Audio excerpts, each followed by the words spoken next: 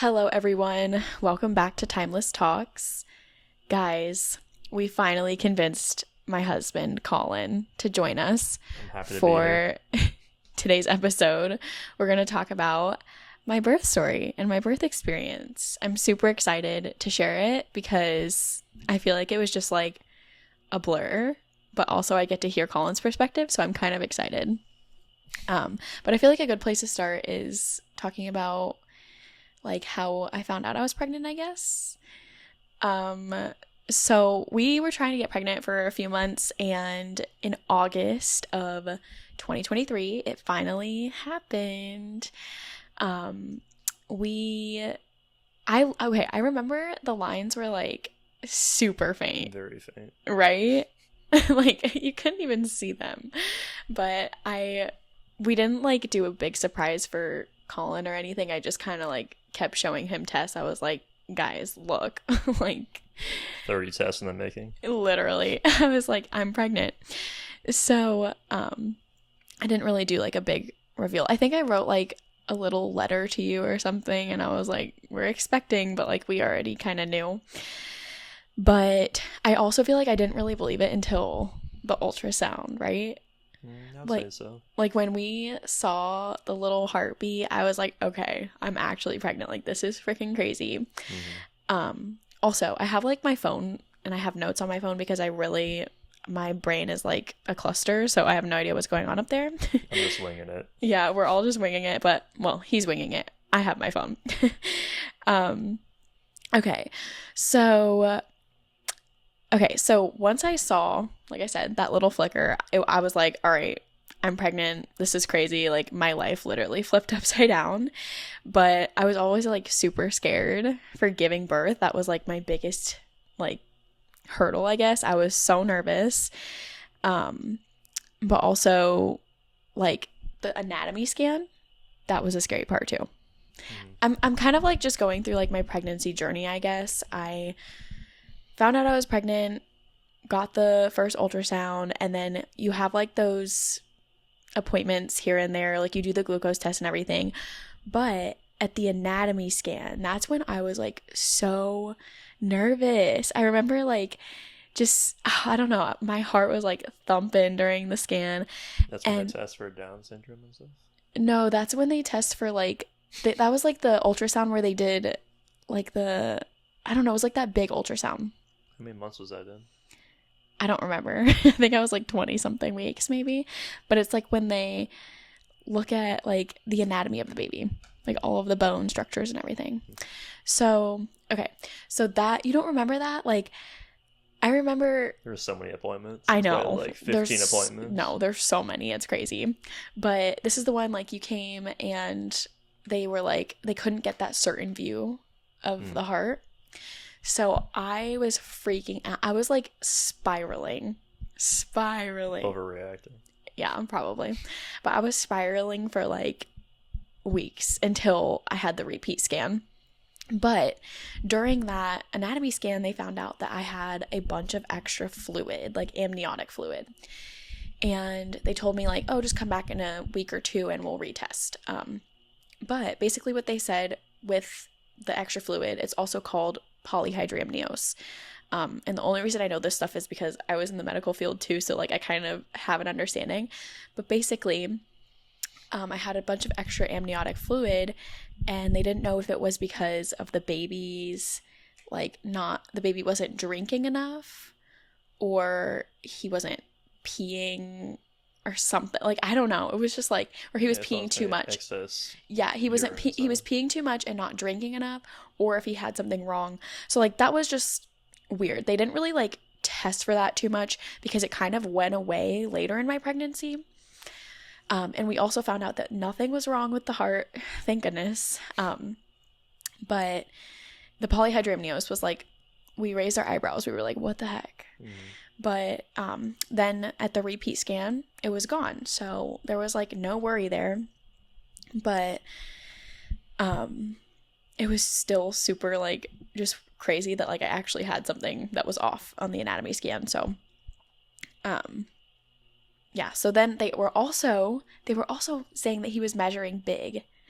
And like because I was so, like, I didn't even gain that much weight. I was just huge, like, full of The belly was big. I know. But I was just, like, full of fluid. It was crazy. So fast forward to, like, the last week of my pregnancy. Well, when did, what's her name, Amy, see your stomach? Yeah, so that was the last week of pregnancy. So the last week of pregnancy, I went in and my midwife was like, girl, your stomach is so shiny. We need to do another ultrasound.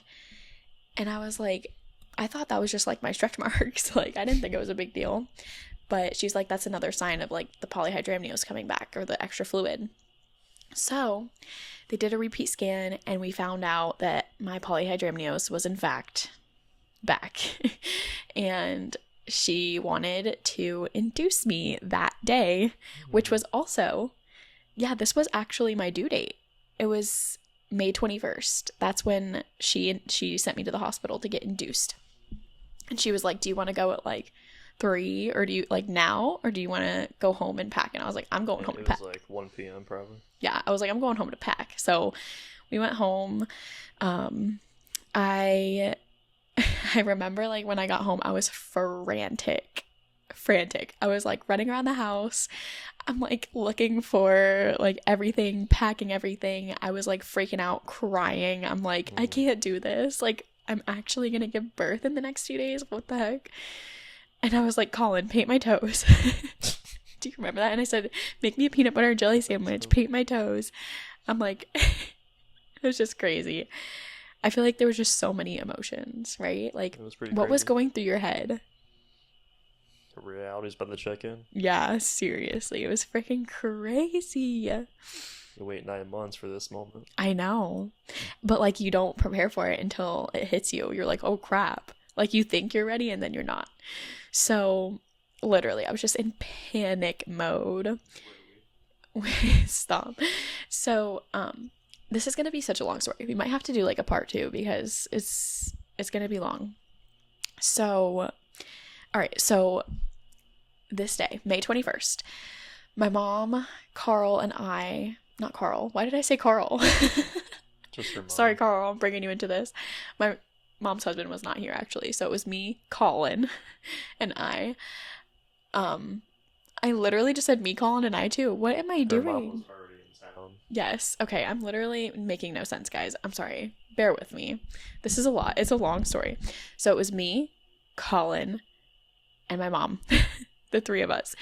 We drove to my dad's house before I was going to the hospital because I was like, I just need, like, to see my dad. I am about to give birth. Like, this is crazy.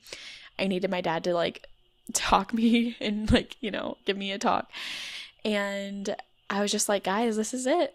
I remember I was in, like, my little black robe and my slippers. I'm, like, ready to go to the hospital. And finally, we drove to the hospital and they checked me in. Was it 8 p.m. at night? I think it was like 6.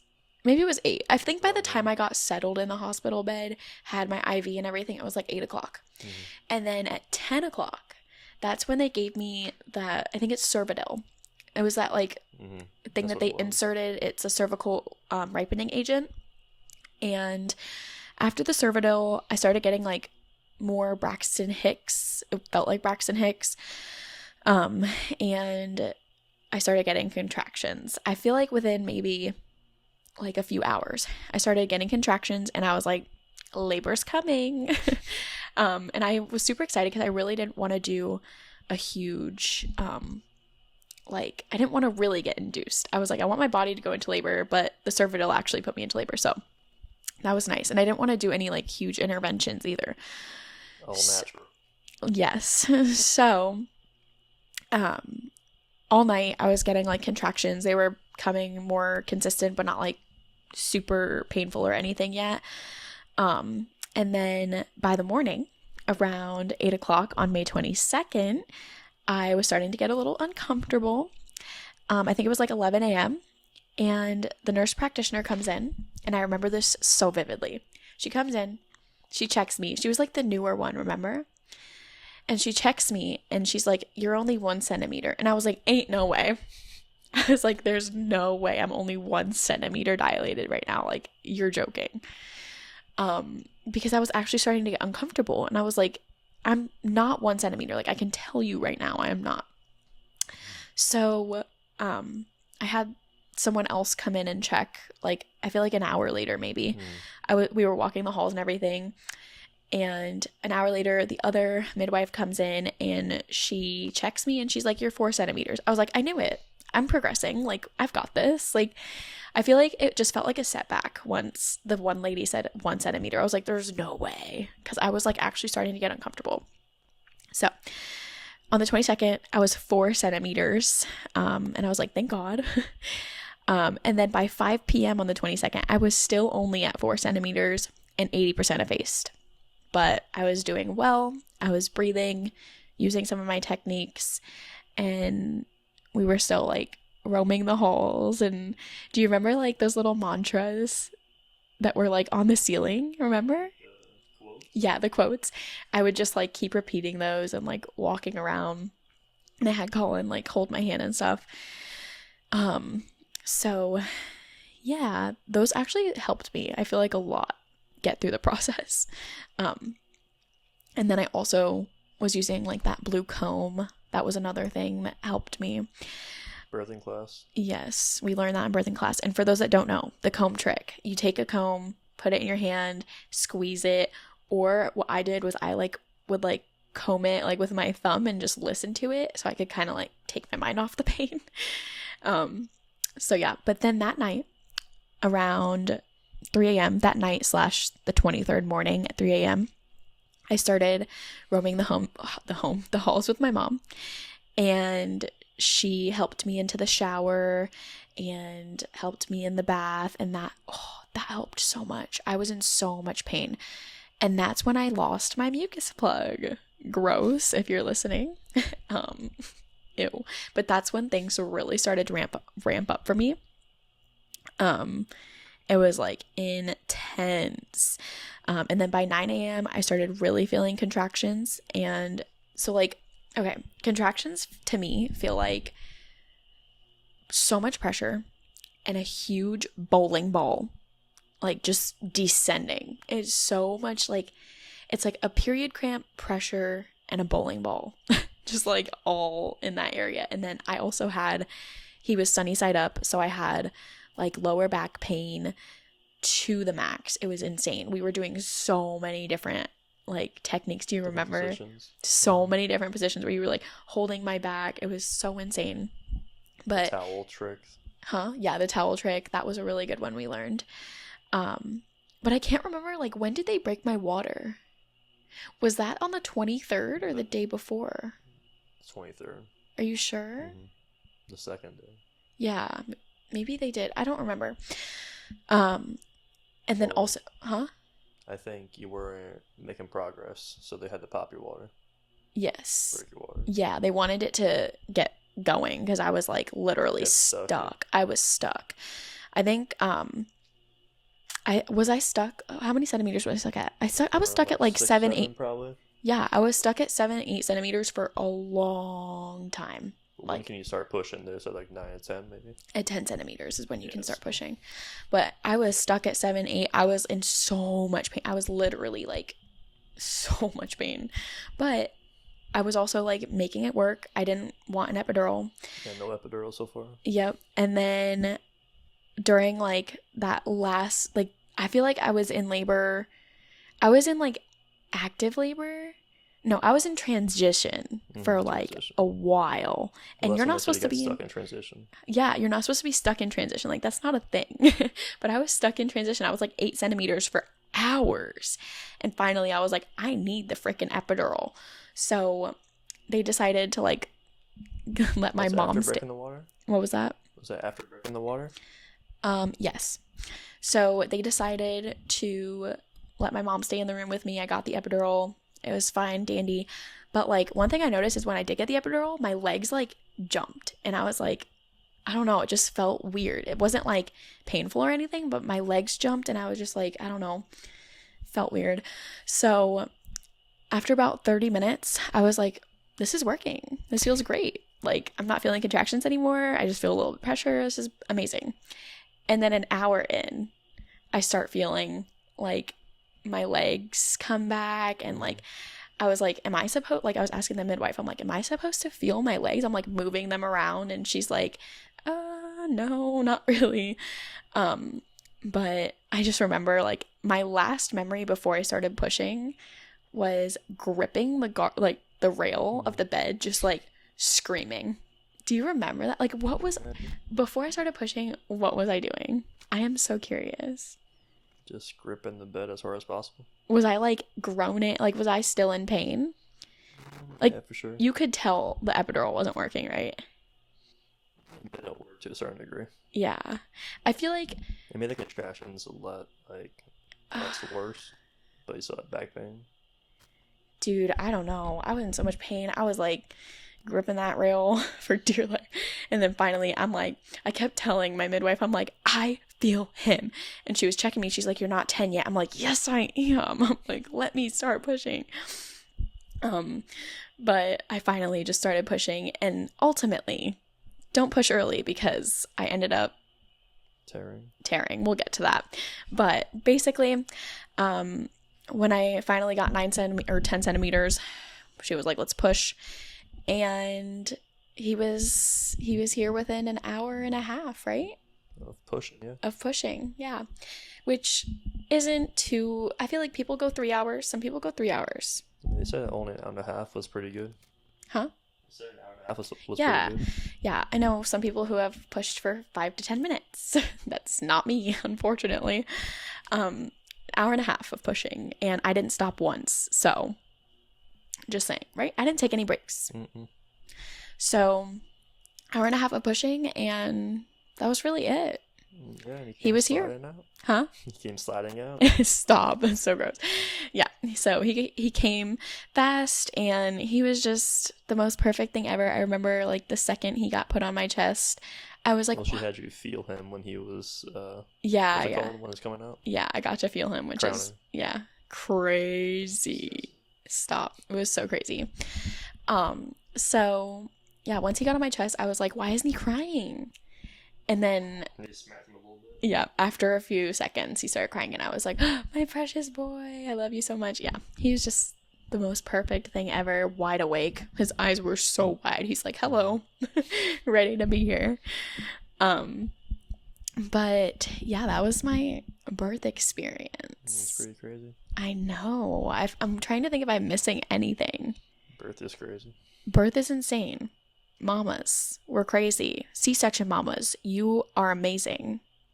Any mom out there, like, how? We are superhuman. Superhuman. It's insane. I don't understand how we do it. So, how'd you do it?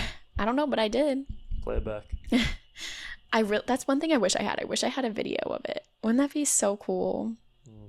I would love to look back on that, just to see like how I dealt with it and how I remember things. Like, I at least want like the last half. Next, if we have another baby, we're gonna have to do it. Use the camera in the corner of the room. I might. We'll see. So Is yeah. that allowed? Huh? Is that allowed? I don't know. We'd have to ask, because I remember Kinda them weird. being like super. Your mom said that they were super strict, right? How would you know? Because she's been to a few births. I don't know. Okay, so yeah, that was basically my birth story. So I went in on the 21st, got induced, but they only gave me Cervidil. During this whole thing, by the way, they were like really pushing me to get like what did they want to do? No, they wanted to do like something specific. They wanted to like put like something, I don't know. Yes, they wanted to do the balloon. And they were pushing that. I'm like, absolutely not. We're doing this natural, guys. Like, let my body do its thing. The only thing that they did was artificial rupture of membranes, like by breaking my water.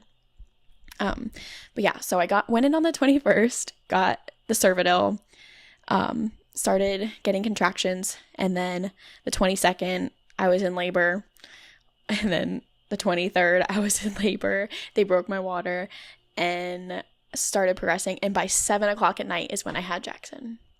That's crazy. 7:12. 7:27. Room 17. I remember everything. I'm like, lots of sevens. But yeah, so that was the craziest experience. I really want to do another episode on like my postpartum journey. Oh my gosh. That was insane. The tearing, that was really bad. And like the postpartum with the tearing, oh my goodness. So maybe we'll do another episode on that. But that was my birth story. I feel like it was so nice to finally sit down and like talk about it. It's crazy. So nice. There's probably so much more that I'm missing too. There's but a lot of small details too. Yeah. Some of the nurses were hit or miss. Oh my gosh. Remember that one nurse? What was the whole issue? I can't even remember. Most of them were nice until, can I say her name? Don't say the name. The blonde girl. Blonde lady. It wasn't a nurse. She was the midwife. Well, yeah, she just came in very aggressive. What was she saying? She was just like, you're not progressing. You need the epidural. Like, you're doing natural birth and you keep complaining about the pain, so take an epidural. Yeah, and I was like, I'm not getting the epidural. Yeah, and she was what don't you understand? That's all. Yeah, like, and she was pushing for that on the 22nd, and I had him on the 23rd. Yeah, we were there more than usual people. I know, yeah. And I also feel like I did a really, like, I was in labor for a long time. We were there for, 3-4 days? Yeah, 3. Well, we were there for like 4 or 5 days because I had to stay after. So yeah, that was my birth story. Crazy. That's her birth story. I'm glad I finally convinced Colin to get on here. Maybe we'll do it. She had a picture of Charles the whole time. Oh yes, I was also like watching. I had like a little Polaroid of Charlie, and I was just like, I miss him so much. Okay, it stopped recording. We hit our max. That's crazy. We talked for like almost 30 minutes. That's insane. There was 10 tries before doing that. That's true. We had like 10 tries, so maybe it won't be 30 minutes. But anyway, yeah, that was my birth story. Hopefully we'll get Colin on here again for something. We'll see. Maybe my postpartum story. But I'm thinking my next episode, we're going to get back into photography stuff. So stay tuned for that. Super excited to talk about some bridal things. Stay tuned. Yep. Stay tuned. If you're on YouTube, you can like, subscribe, set on the notifications. I sound so stupid. Hit your bell. Hit your bell. Or if you're on Spotify, Apple, whatever platform you're using, you can follow along. I will see you in the next episode.